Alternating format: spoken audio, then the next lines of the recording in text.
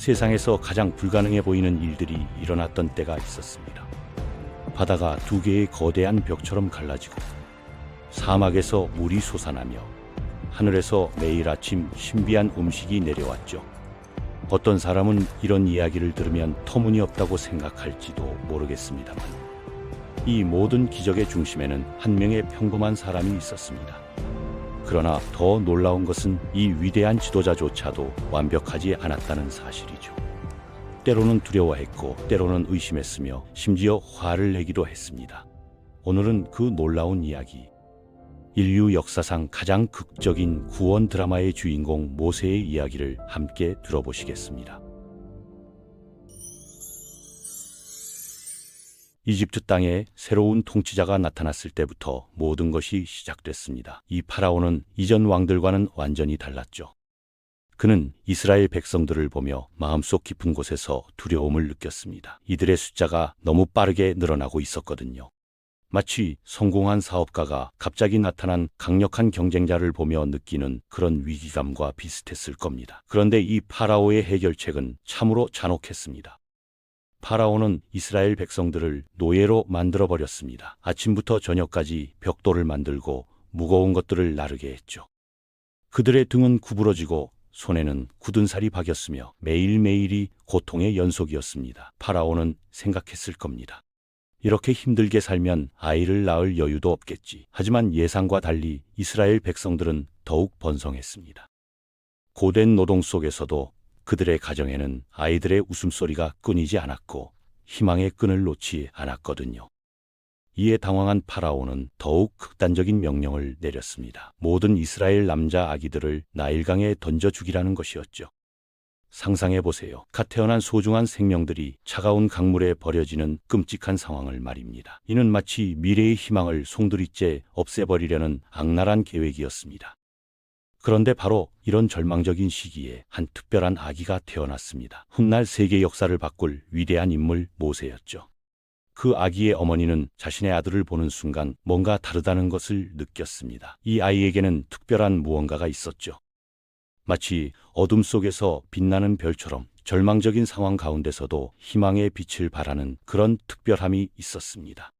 그녀는 위험을 무릅쓰고 석 달 동안 아이를 숨겼습니다. 다락방 어딘가에, 때로는 지하실에, 때로는 친척집에 말이죠. 하지만 아기가 자랄수록 울음소리도 커졌고 언젠가는 들킬 수밖에 없다는 것을 그녀도 알고 있었습니다. 고민 끝에 그 어머니는 놀라운 결정을 내렸습니다. 작은 바구니를 만들어 방수 처리를 한 뒤 그 안에 아기를 눕혔죠. 그리고는 나일강 가장자리 갈대 숲에 그 바구니를 띄워 놓았습니다. 이는 절망적인 상황에서 나온 마지막 희망이었습니다. 마치 모든 것을 잃은 사람이 마지막 복권 한 장에 운명을 맡기는 것과 같았죠. 그런데 하나님의 섭리로 기적이 일어났습니다. 파라오의 딸이 목욕을 하러 강가에 나왔다가 갈대 사이에서 울고 있는 아기를 발견한 겁니다. 그녀는 이 아기가 이스라엘 아기라는 것을 알았지만 불쌍한 마음이 들어 측은지심이 생겼습니다. 그 순간 아기의 누나 미리암이 멀리서 지켜보다가 영리하게 나타나 제안했죠. 공주님, 제가 이 아기를 키울 수 있는 유모를 찾아드릴까요? 결국 그 아기는 친어머니의 품에서 자라면서도 동시에 파라오의 손자라는 특별한 신분을 갖게 되었습니다. 이렇게 해서 모세는 이집트 왕궁에서 최고의 교육을 받으며 성장했습니다. 학문과 예술, 정치와 군사학까지 당시 세계 최고 수준의 지식을 습득했죠. 그는 이집트의 왕자로서 부족함 없는 삶을 살았습니다. 화려한 궁궐, 맛있는 음식, 최고급 의복, 모든 것이 그에게 주어졌습니다. 하지만 마음 깊은 곳에는 항상 자신이 진짜 누구인지에 대한 의문이 있었습니다. 마치 입양된 아이가 진짜 부모를 궁금해하는 것처럼 말이죠. 그리고 그 답을 찾게 되는 결정적인 사건이 일어났습니다. 그의 인생을 완전히 바꿔놓을 충격적인 순간이었죠. 어느 날 모세는 궁 밖으로 나가 백성들의 실제 삶을 둘러보기로 했습니다. 그때 충격적인 장면을 목격했죠. 이집트 감독관이 이스라엘 노예를 잔혹하게 때리고 있는 것이었습니다. 채찍 소리와 신음소리가 공기를 가득 채웠습니다. 그 순간 모세의 마음속에서는 분노가 치솟았습니다. 이는 단순한 화가 아니라 정의감에서 비롯된 의로운 분노였죠. 그는 주위를 둘러본 후 그 이집트인을 쳐서 죽이고 모래에 묻어버렸습니다. 하지만 이 일이 알려지자 모세는 도망칠 수밖에 없었습니다. 미디안 땅에서 모세는 완전히 다른 삶을 시작했습니다. 왕궁의 화려함 대신 양치기의 소박한 일상을 받아들였죠. 이드로라는 제사장의 사위가 되어 양들을 돌보며 평범한 나날을 보냈습니다. 매일 양떼를 이끌고 풀밭을 찾아다니는 단조로운 생활이었습니다. 아마도 그는 생각했을 겁니다. 내 인생은 이제 여기서 조용히 끝나겠구나. 더 이상 큰 일은 없겠지. 하지만 하나님의 계획은 전혀 달랐습니다. 그분은 모세를 80세까지 광야에서 훈련시키시며 위대한 일을 위해 차근차근 준비시키고 계셨거든요.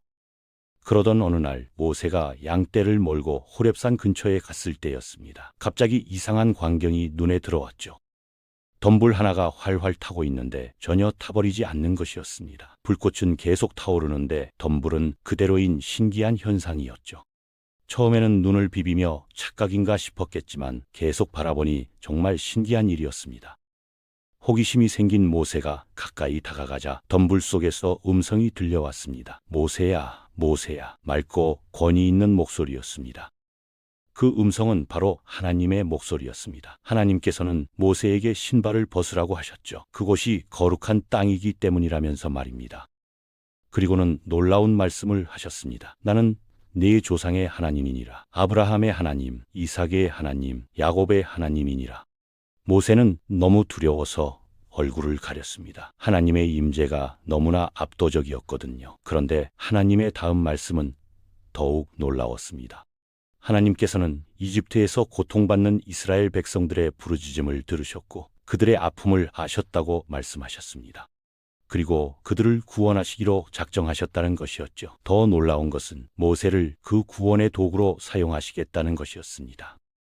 모세는 당황스러웠습니다. 저는 누구이기에 파라오에게 가며 이스라엘 자손을 이집트에서 인도해 내겠습니까? 이는 마치 평범한 직장인이 갑자기 대기업 회장과談判을 지으라는 말을 듣는 것과 같았을 겁니다. 하지만 하나님께서는 모세와 함께 하시겠다고 약속하셨습니다. 그리고 이것이 하나님께서 보내신 증거라고 하셨죠. 그리고 모세가 제가 이스라엘 자손에게 가서 조상의 하나님께서 나를 보내셨다고 하면 그들이 그분의 이름이 무엇이냐고 물을 텐데 뭐라고 대답해야 합니까? 라고 묻자 놀라운 답을 주셨습니다. 나는 스스로 있는 자니라. 너는 이스라엘 자손에게 스스로 계신 이가 나를 너희에게 보내셨다고 하라. 이는 하나님의 영원하심과 변하지 않으심을 나타내는 놀라운 이름이었습니다. 과거에도 현재에도 미래에도 동일하게 계시는 분이라는 뜻이었죠. 여전히 확신이 서지 않던 모세에게 하나님께서는 3가지 기적을 보여주셨습니다. 지팡이가 뱀이 되었다가 다시 지팡이가 되고 손이 나병에 걸렸다가 다시 깨끗해지며 물이 피로 변하는 기적이었죠. 이 놀라운 표적들을 본 후에도 모세는 여전히 망설였습니다. 주여, 저는 본래 말을 잘하지 못하는 자라서 입이 뻣뻣하고 혀가 둔합니다. 그러자 하나님께서는 약간 노하시며 형 아론을 보내어 모세의 대변인 역할을 하게 하셨습니다. 이제 더 이상 변명할 거리가 없었죠. 드디어 모세와 아론이 파라오 앞에 나타났습니다. 그들은 담대하게 선언했죠. 이스라엘의 하나님 여호와께서 말씀하시기를 내 백성을 보내어 광야에서 내게 절기를 지키게 하라 하셨습니다. 하지만 파라오의 반응은 냉소적이었습니다. 여호와가 누구이기에 내가 그의 말을 듣고 이스라엘을 보내겠느냐?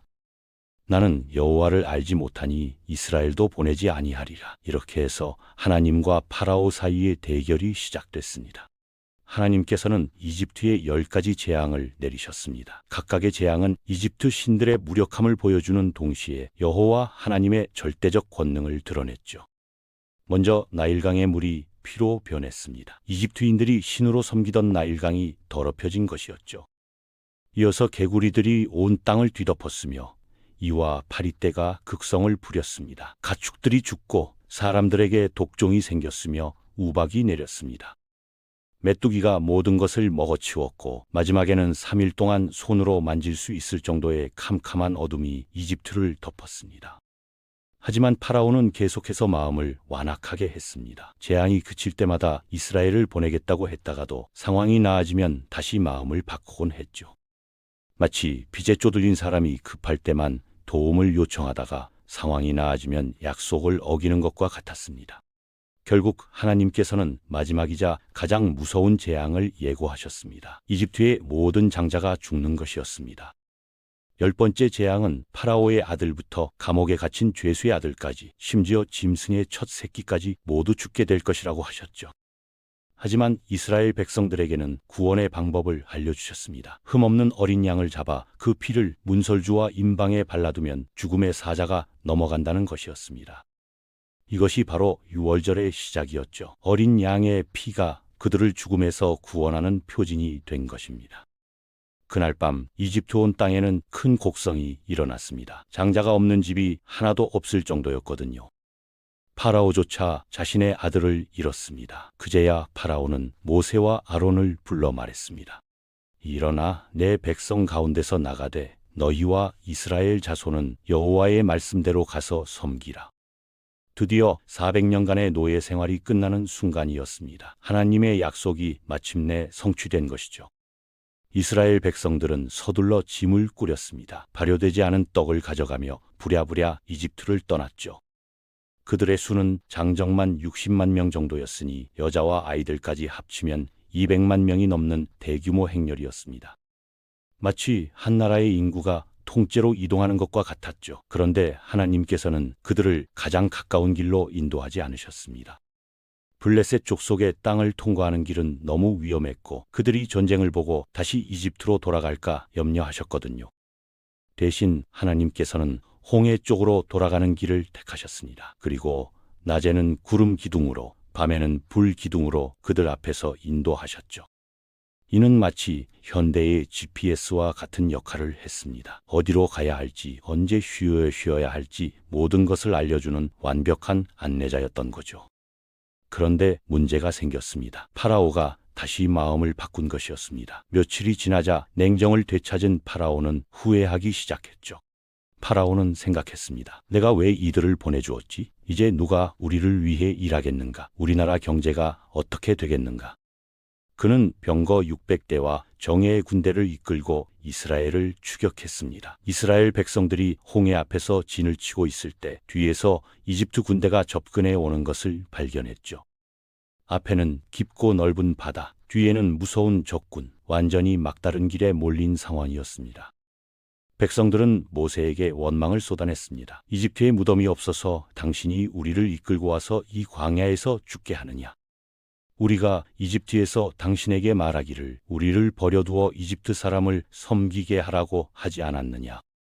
그들의 두려움과 불신은 충분히 이해할 만했습니다. 누가 봐도 절체절명의 위기였거든요. 하지만 모세는 백성들에게 담대히 말했습니다. 두려워하지 말고 가만히 서서 여호와께서 오늘 너희를 위하여 행하실 구원을 보라. 너희가 오늘 본 이집트 사람들을 영원히 다시 보지 아니하리라. 그때 하나님께서 모세에게 말씀하셨습니다. 지팡이를 들고 손을 바다 위로 내밀어 바다를 갈라 이스라엘 자손으로 바다 가운데서 마른 땅으로 행하게 하라. 모세가 순종하자 놀라운 일이 일어났습니다. 하나님께서 강한 동풍을 보내시어 밤새도록 바닷물을 갈라놓으신 것이죠. 바닷물이 좌우로 갈라져 마치 두 개의 거대한 벽을 이루었고 그 사이로는 완전히 마른 땅이 드러났습니다. 이스라엘 백성들은 믿기지 않는 광경에 입을 다물지 못했습니다. 하지만 이집트 군대가 점점 가까워지자 어쩔 수 없이 바다 가운데로 들어갔죠. 처음에는 두려웠지만 발밑이 단단한 마른 땅이라는 것을 확인하고 나서는 모든 백성이 안전하게 건너갔습니다. 200만 명이 넘는 사람들이 바다 한가운데를 걸어서 건넌 것이었습니다. 세계 역사상 이런 일이 또 있었을까요? 이집트 군대도 뒤따라 바다 가운데로 들어갔습니다. 그들은 이스라엘 백성들을 포기할 수 없었거든요. 하지만 새벽 무렵 하나님께서 이집트 군대를 혼란에 빠뜨리셨습니다. 병거 바퀴가 빠져서 달리기가 어려워졌죠. 그때 이집트 사람들은 깨달았습니다. 여호와가 그들을 위하여 이집트와 싸우니 우리가 이스라엘 앞에서 도망하자. 하지만 때는 이미 늦었습니다. 하나님께서 모세에게 말씀하셨습니다. 손을 바다 위로 내밀어 물이 이집트 사람들과 그들의 병거와 마병들 위에 도로 흐르게 하라. 모세가 손을 바다 위로 내밀자 물이 본래대로 흘러 들어왔습니다. 이집트 군대는 모두 바다에 빠져 죽었고 단 한 사람도 살아남지 못했죠. 400년간 이스라엘을 괴롭혔던 이집트의 세력이 하루아침에 사라진 것이었습니다. 이 놀라운 구원을 본 이스라엘 백성들은 하나님을 찬양했습니다. 모세와 미리암이 앞장서서 승리의 노래를 부르며 춤을 추었죠. 내가 여호와를 찬송하리니 그는 높고 영화로우심이요 말과 그 탄 자를 바다에 던지셨음이로다. 그들의 기쁨은 하늘을 찌를 듯했습니다. 드디어 자유의 몸이 되었고 약속의 땅을 향해 나아갈 수 있게 된 것이었습니다. 하지만 광야 생활은 결코 쉽지 않았습니다. 사흘 동안 물을 찾지 못해 백성들이 목말라 했고 음식이 떨어지자 배고픔에 시달렸죠. 그때마다 백성들은 모세를 원망했습니다. 우리가 이집트에서 고기 냄비 곁에 앉아 떡을 배불리 먹던 때에 여호와의 손에 죽었더라면 좋았을 것을. 이처럼 힘든 상황에서는 과거를 미화하기 쉬운 법이었습니다. 노예 생활의 고통은 잊어버리고 그때 먹었던 음식만 기억하는 것이죠. 그러나 하나님께서는 매번 기적으로 그들의 필요를 채워주셨습니다. 쓴 물을 달게 만들어주시고 하늘에서 만나를 내려주시며 메추라기 떼를 보내주셨죠. 바위에서 물이 터져나오게도 하셨습니다. 광야에서 200만 명이 넘는 사람들이 40년간 살아갈 수 있었던 것은 전적으로 하나님의 은혜였습니다. 그런데 더 중요한 일이 시나이산에서 기다리고 있었습니다. 하나님께서 이스라엘을 당신의 백성으로 삼으시는 언약을 맺으실 때가 된 것이죠. 시나이산에서 하나님께서는 모세를 부르시어 십계명과 각종 율법들을 주셨습니다. 이는 단순한 규칙이 아니라 거룩한 하나님의 백성으로 살아가는 방법을 알려주는 생명의 말씀이었죠. 하나님께 대한 사랑, 이웃에 대한 사랑이 그 중심이었습니다. 모세는 산에서 40일 동안 하나님과 함께 지내며 이 모든 것을 받았습니다. 그런데 산 아래에서는 엄청난 일이 벌어지고 있었습니다. 백성들이 금송아지를 만들어 우상으로 섬기기 시작한 것이었습니다. 그들은 이스라엘아, 이것이 너희를 이집트 땅에서 인도하여낸 너희 신이로다 라고 외쳤죠. 불과 몇 달 전에 놀라운 기적들을 체험했던 사람들이 어떻게 이럴 수 있었을까요? 하지만 인간의 마음은 원래 변하기 쉽고 눈에 보이는 것을 의지하려는 경향이 있습니다. 모세가 산에서 내려와 이 광경을 본 순간 그의 분노는 하늘을 찔렀습니다. 그는 손에 들고 있던 돌판들을 산 아래서 깨뜨려 버렸죠. 그리고 금송아지를 불에 태워 가루로 만든 다음 물에 뿌려 이스라엘 자손들에게 마시게 했습니다. 그날 레위 자손들이 칼을 들고 우상 숭배에 참여한 자들을 심판했고 3,000명 정도가 죽었습니다. 기쁨의 축제는 순식간에 죽음의 현장이 되어버렸습니다. 이후 모세는 하나님 앞에서 백성들을 위해 간절히 기도했습니다. 백성들이 큰 죄를 지었나이다. 그러나 이제 그들의 죄를 사하시옵소서. 그렇지 않으시면 원하옵건대 주의 기록하신 책에서 내 이름을 지워버리소서. 자신의 생명을 걸고 백성들을 위해 중보 기도한 것이었죠. 이런 모세의 마음이야말로 참된 지도자의 모습이었습니다. 하나님께서는 모세의 기도를 들으시고 백성들을 완전히 멸하지는 않으셨습니다. 하지만 그들이 약속의 땅에 들어가기까지는 더 많은 시간이 필요하다고 하셨죠. 그리하여 광야에서의 긴 여행이 계속됐습니다. 하나님께서는 성막을 짓게 하시어 그들 가운데 거하시겠다고 약속하셨고 제사 제도를 통해 죄 사함의 길을 열어주셨습니다.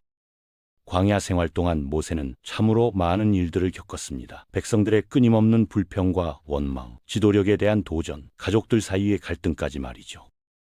심지어 형 아론과 누나 미리암도 때로는 모세를 질투하고 비판했습니다. 여호와께서 모세와만 말씀하셨느냐, 우리와도 말씀하지 아니하셨느냐 하면서 말입니다. 지도자의 자리가 얼마나 외롭고 힘든 자리인지 보여주는 대목이었습니다. 모세는 하나님께 어찌하여 주의 종에게 괴로움을 주시나이까 라고 토로하기도 했습니다. 그런 중에도 모세는 하나님의 뜻을 따라 백성들을 인도했습니다. 가나안 땅을 정탐하게 하고 반역하는 자들을 처리하며 새로운 세대를 교육하는 일까지 말이죠. 하지만 그 과정에서 모세 자신도 실수를 범했습니다. 백성들이 또다시 물이 없다고 원망할 때 하나님께서는 바위에게 명령하여 물을 내게 하라고 하셨는데 모세는 화가 나서 바위를 2번 쳤던 것입니다. 패역한 너희여 들으라. 우리가 너희를 위하여 이 바위에서 물을 내랴. 모세의 이 말과 행동에는 교만과 분노가 섞여 있었습니다. 마치 자신이 기적을 행하는 것처럼 말한 것이죠. 하나님께서는 이 일로 인해 모세가 약속의 땅에 들어갈 수 없다고 선언하셨습니다. 40년간 백성들을 인도한 지도자에게는 너무나 가혹한 처벌로 보였지만 하나님의 거룩하심 앞에서는 어느 누구도 예외가 될 수 없었습니다. 모세는 마지막까지 백성들을 위해 기도하고 가르쳤습니다. 신명기에 기록된 그의 설교들은 하나님의 사랑과 율법의 정신을 감동적으로 전달하고 있죠. 이스라엘아 들으라. 우리 하나님 여호와는 오직 유일한 여호와이시니 너는 마음을 다하고 뜻을 다하고 힘을 다하여 네 하나님 여호와를 사랑하라. 이 말씀은 오늘날까지도 유대인들의 가장 중요한 신앙 고백이 되고 있습니다. 드디어 모세가 세상을 떠날 때가 되었습니다. 하나님께서는 그를 느보산 꼭대기로 데리고 가서 약속의 땅을 보여주셨죠. 모세는 120세였지만 눈이 흐리지 않았고 기력이 쇠하지 않았습니다. 그는 그곳에서 하나님의 품에 안겨 평안히 잠들었습니다. 하나님께서 직절을 장사 지내 주셨지만 오늘날까지도 그의 무덤이 어디 있는지는 아무도 모릅니다. 모세의 생애를 돌아보면 참으로 놀라운 것들로 가득합니다. 그는 선지자로서 하나님의 말씀을 전했고 제사장으로서 백성들을 하나님 앞으로 인도했으며 왕으로서 백성들을 다스렸습니다. 하지만 그 역시 완벽하지는 못했죠. 때로는 두려워했고 때로는 화를 냈으며 때로는 교만했습니다. 이는 아무리 위대한 인간 지도자라도 결국 한계가 있다는 것을 보여줍니다. 그렇기 때문에 우리에게는 모세보다 더 완전한 분이 필요했습니다. 하나님의 말씀을 전할 뿐 아니라 그 자체가 하나님의 말씀인 선지자, 하나님 앞으로 인도할 뿐 아니라 그 자체가 하나님과 우리 사이의 중보자인 제사장이 말입니다. 광야 길을 보여줄 뿐 아니라 그 자체가 생명의 길이 되는 왕이 필요했습니다. 바로 그분이 예수 그리스도이시죠. 히브리서 기자가 말했듯이 예수님은 모세보다 더 큰 영광을 받으실 분이십니다. 집을 지은 자가 그 집보다 더 귀한 것처럼 말이죠. 모세는 하나님의 집에서 종으로 충성했지만 예수님은 아들로서 하나님의 집을 다스리십니다. 모세가 시작한 구원의 역사는 예수님을 통해 완성된 것입니다. 이것이야말로 모세 이야기의 진정한 의미이자 우리가 가져야 할 소망입니다. 모세는 이스라엘을 이집트의 노예 생활에서 구원했지만 예수님은 우리를 죄의 노예 생활에서 구원하셨습니다. 모세는 홍해를 갈라 백성들을 건너게 했지만 예수님은 죽음의 바다를 건너 우리에게 영생의 길을 열어주셨습니다.